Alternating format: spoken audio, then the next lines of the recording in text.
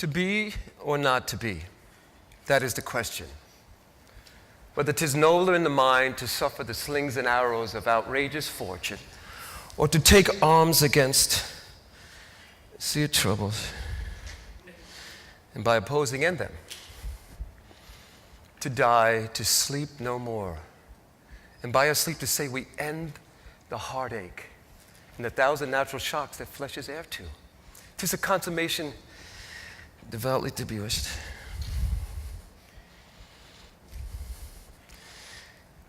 To die, to sleep perchance to dream. Aye, there's the rub.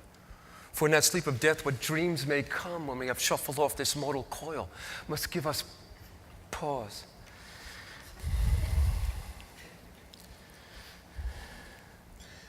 There's a respect that makes calamity of so long life.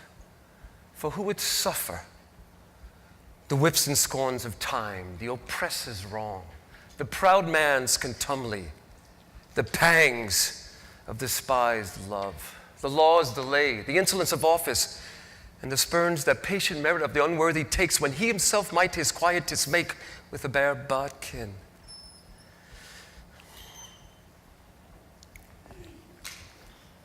Who would fardels bear to grunt and sweat under a weary life, but that the dread of something after death, the undiscovered country, from whose bourne no travel returns, puzzles the will and makes us weird,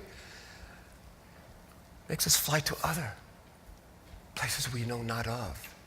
Thus conscience does make cowards of us all, and thus the native hue of resolution is sicklied over with the pale cast of thought.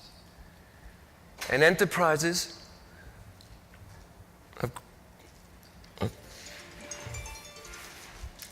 of great pitch and moment. Hello? Yes, I got your texts. Listen, I can't talk to you. I'm in the middle of something.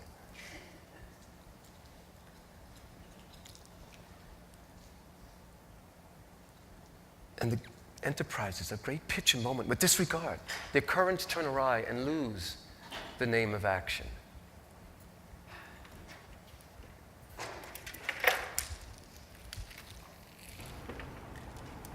To be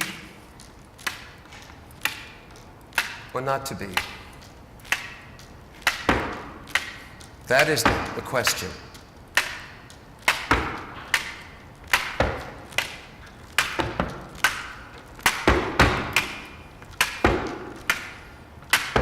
Whether 'tis nobler in the mind to suffer the slings of arrows or outrageous fortune, or to take arms against a sea of troubles, and by opposing, end them.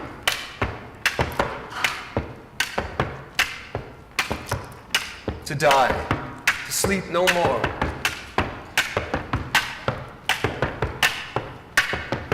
And with that sleep,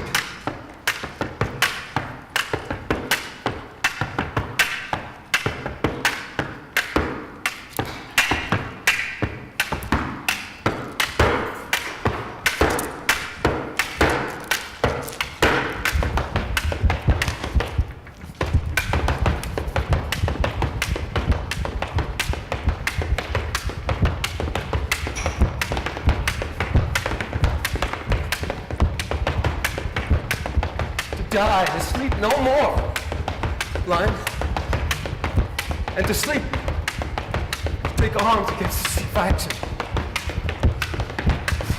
to die, to sleep, sleep perchance to dream. Aye, there's the rub. For in that sleep, what dreams may come when we have shuffled off this mortal coil must give us pause.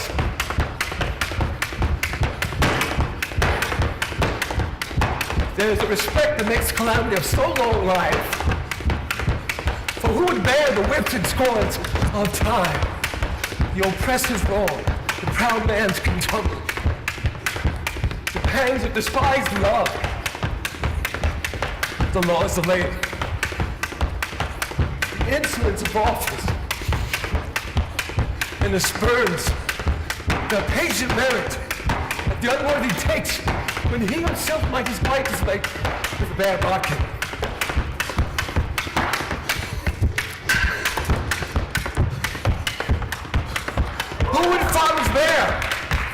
to grunt and sweat a weary life.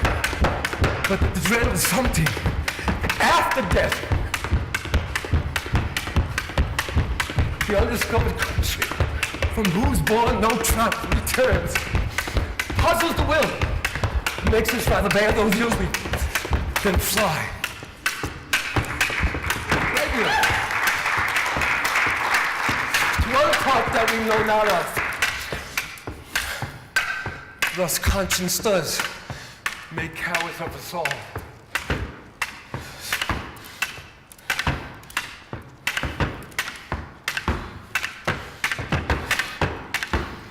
And thus the native view of resolution is sicklied over with the pale cast of thought and enterprises of great pitch and moment with disregard their currents turn away and lose the name of action.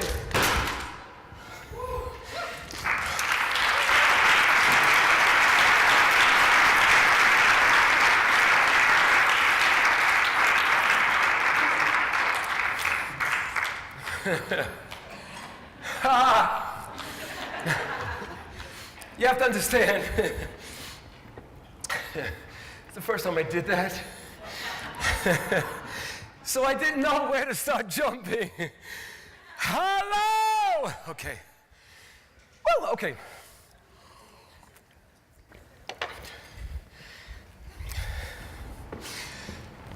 I do drama and dance outreach through JOP, our nonprofit. I was asked by a public high school to teach with their English teacher. She wanted their juniors to explore and experience Shakespeare before they graduated high school. The school's in an underserved area with predominantly Black and Latino students, just 40 miles from San Francisco. The weekend before classes start, my partner Liz and I reread Romeo and Juliet. We think that's a great intro to Shakespeare for the students. So after the first class, Liz asks me, "What scenes did you read?" What scenes? Try lines. Try a line. There was no way these students were going to let me stand up there talking to them about Shakespeare. So what do? You find a way to meet them, to engage them on their turf. Next class, I bring in a jump rope, basketball, some boxing gloves, and focus mitts. They can't wait to hit the gloves and dribble the ball and show me how to jump rope. Okay, you can hit the mitts, you can play a little b-ball, but only after you learn by heart 2 lines from Romeo and Juliet.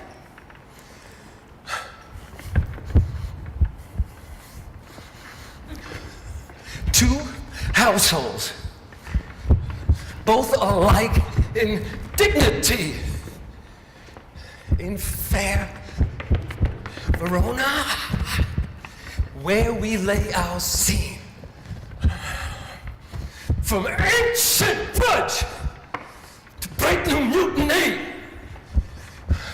where civil blood makes civil hands unclean.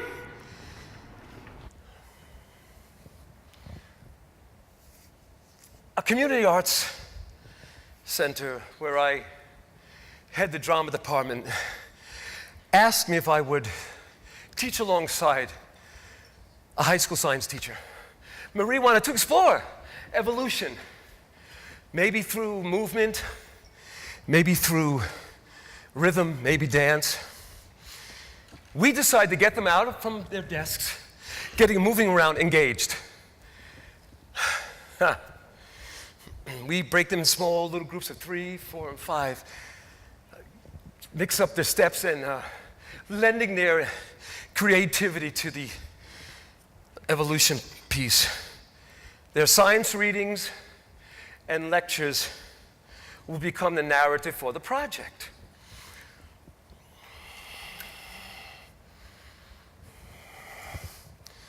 The central idea of biological evolution is that all life on Earth shares a common ancestor. Like you and your cousins share a common grandmother. Volcanoes. Volcanoes. Earthquake. Earthquake. Earthquake. Sure. Erosion.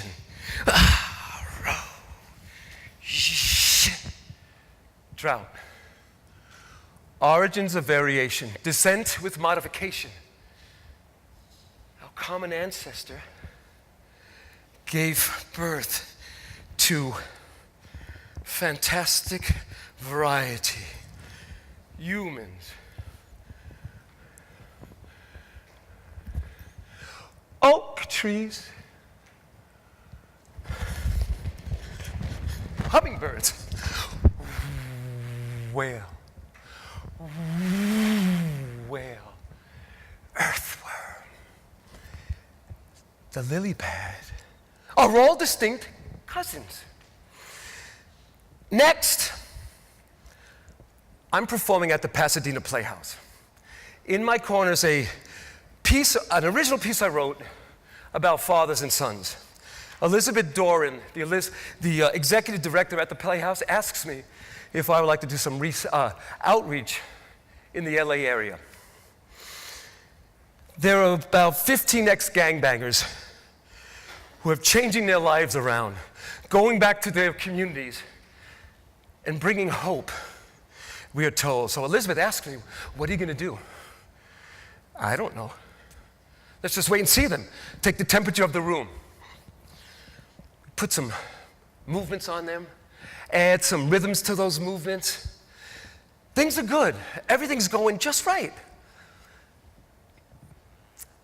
But I observe them and watch them during our intros as I ask each and every one their names, getting close, introducing myself, that, let's say, I can see they're stuck. Right where I used to be stuck. Right here in our throats. That's why they kick and punch and stab and shoot people. Because they've never had the opportunity to express their true selves. So I think, and I go, okay, I'm going to put a simple tongue twister on top of the movements and rhythms.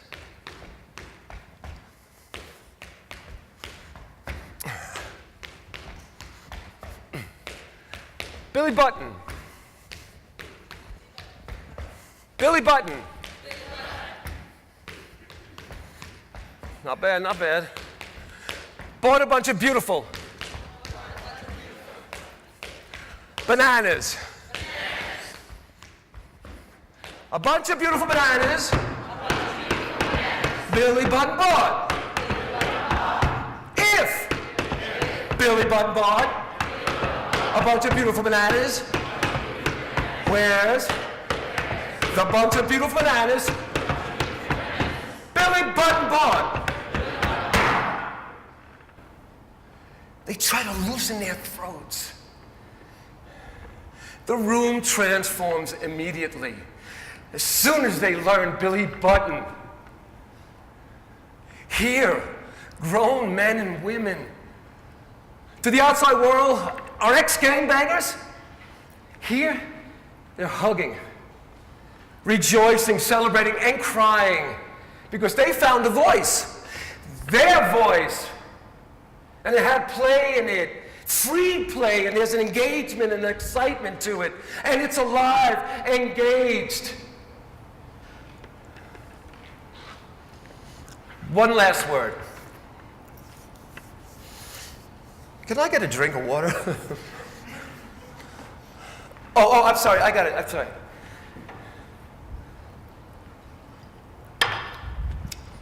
I'm finishing up, as we speak, a residency next week that I've had with 3 fifth grade classes in an elementary school of the San Francisco Tenderloin. There's nothing particularly special about any of these 86 fifth graders, but there's everything special about each and every one of those fifth graders. I don't normally teach fifth grade. To me, there's too much housekeeping and supervision. But I'm asked and I give it a chance. Here I am, giving rhythms, a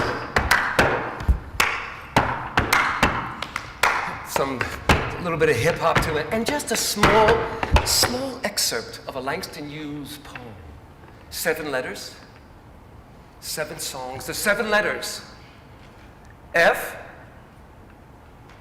R, E, E, D, O, M. Spell? Freedom. No, come on. Spell? Freedom. Each week I go back to their classes to work with these students. I see how closely they look in my eyes. They're so excited to learn the movements, so hungry to learn the rhythms, to learn the poem. And they look at each other. They're connected and they're excited. Okay, so I tell them, I want you to tell me where the poetry goes. Next week, they're your steps. It's your work. Tell me where you want to put the poetry, where it goes. Right? You tell me. And the following week I come in, they're quietly and not so quietly telling me and showing me where the poetry goes, where the steps go first and the second step, one movement after another. They're excited. Yes, I help them and encourage them, but they're doing it, each one of them, empowered by a movement, by a voice. Seeing the movement, their movement, can be creative, can be their own work. Experiencing a voice, their voice, like the Shakespeare juniors, the science sophomores, and the ex-gangbangers. It doesn't matter who. One needs to be engaged to be empowered, to be engaged to be, to learn, to take arms against a sea of inaction. The new and different can be frightening, can discourage, can make cowards of us all. But if it comes from within, if the movement comes from their own bodies, comes from their own voices, they can use the imagination. That be the experience. Potential from within. The name of action, Shakespeare said.